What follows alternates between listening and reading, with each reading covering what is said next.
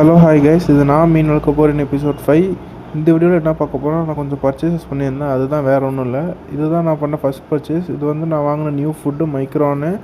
இந்த ஃபுட்டை யூஸ் பண்ணி பார்த்துட்டு பீட்டாஸ்க்கு எப்படி இருக்குது, கலரேஷன் எப்படி இருக்குது, அந்த வீடியோலாம் நான் இனிமேல் போஸ்ட் பண்ணுறேன். இந்த ஃபுட்டை பற்றி சேர்க்கும் போது இந்த ஃபுட்டை பற்றி நல்லா தான் சொன்னாங்க. அதுக்கப்புறம் ஒரு பீட்டா நெட்டு வாங்கியிருந்தேன். ஏன்னா கடைசி டைம் பீட்டாவை பிடிக்க ட்ரை பண்ணும்போது ரொம்ப சிரமப்பட்டுட்டேன்.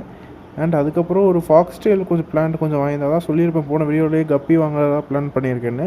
அதுக்காக கொஞ்சம் ஃபாக்ஸ் டெயில் இப்போவே வாங்கி வச்சுட்டேன். அண்ட் அதுக்கப்புறம் இதுதான் நம்ம மேல் பீட்டா.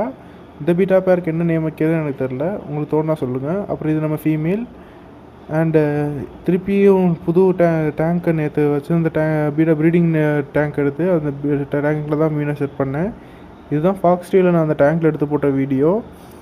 அண்டு ஃபாக்ஸ் டெயிலில் போட்டதுக்கப்புறம் எப்பவும் போல் நம்ம பீட்டா கேர் மெடிசனை கொஞ்சம் யூஸ் பண்ணிட்டேன் டேங்க்கில். அண்ட் யூஸ் பண்ணதுக்கப்புறம் மீனை ரிலீஸ் பண்ணிட்டேன்.